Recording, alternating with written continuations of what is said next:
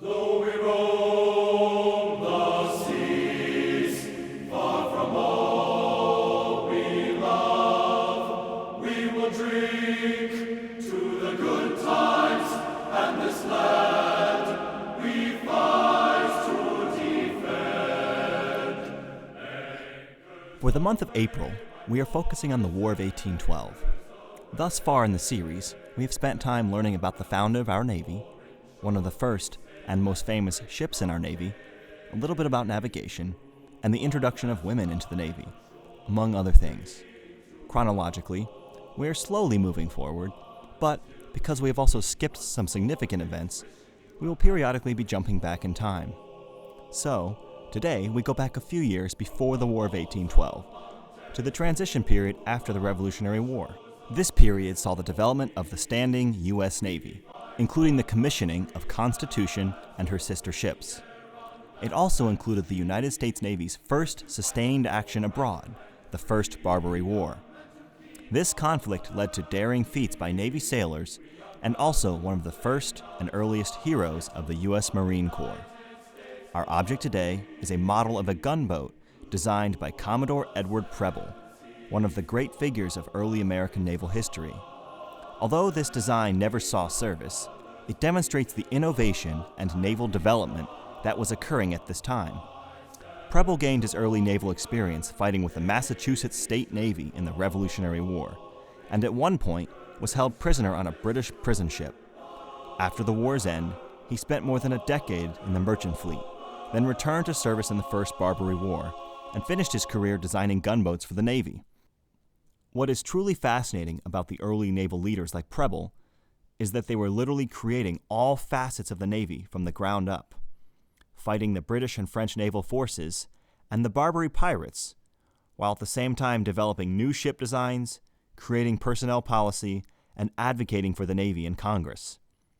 The War of 1812 was the first real test for the ships, sailors, and policies of this new Navy. And as Chief of Naval Operations, Admiral Jonathan Greenert told me after a conference last year, that is why this conflict remains important for policymakers today. If you're going to look at where to go from here into the future, I'd look at the War of 1812. This is the 200th commemoration of the War of 1812, where a small navy of about 17 ships, 6 of which were defeated the British contingent that were here in the United States and coerced the British Navy, a navy of about 700 ships, that it wasn't worth taking on the U.S. Navy anymore. The way they were able to do it with technology, we had the best ships. That's why they called it Old Ironsides. They could shoot straight, they could shoot often, they were bold, they were accountable, and they were proficient, and they were well trained. And that's what will make the difference in the future. Technology, good leadership, trained sailors who are confident and proficient. That's your future. So, as Dr. Harmon tells us about this gunboat today, think of the variety of aspects of today's Navy that it deals with. The model showcases early naval innovation, which has been a hallmark of the U.S. Navy ever since its inception. It also allows us to talk a little bit about one of the early naval heroes and innovators, Commodore Edward Preble. And finally, it was also designed to be stored in American ports and then launched by local citizens, thus marking one of the earliest instances of a naval militia, what would many decades later become the United States Navy Reserve. We now go to the first floor of the Naval Academy Museum with Dr. Harmon. Hello, I'm Dr. Scott Harmon, and we are here at the Naval Academy Museum looking at a few of the objects that tell the history of the United States Navy. The object I'm going to focus on this time is the model of a gunboat, which you see down here. This is a design by Commodore Edward Preble, one of the early American naval officers, most noted for his efforts to reduce the fortress at Tripoli during the wars with the Barbary States. At this time, the early 1800s, the United States did not have a large navy, not a permanent navy. And there was a popular idea, especially in the Army, of using militia forces.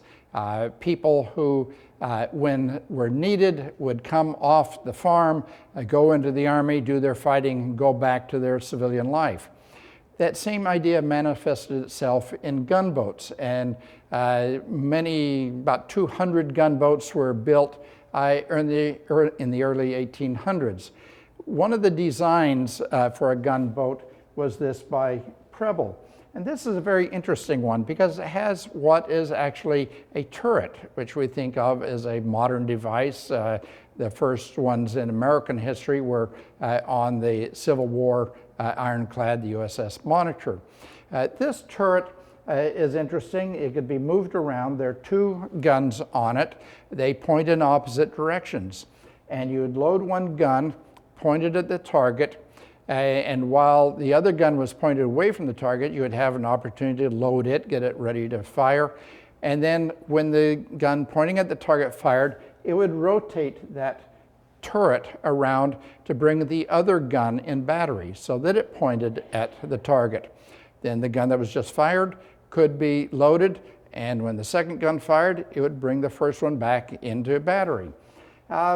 I don't think that this model was ever built, but it was a very creative one and answered the need of a naval militia force. These gunboats could be kept in the ports where if an enemy was coming, they could be launched readily, manned with the local residents, go out, drive off the enemy, come back and begin their civilian life again.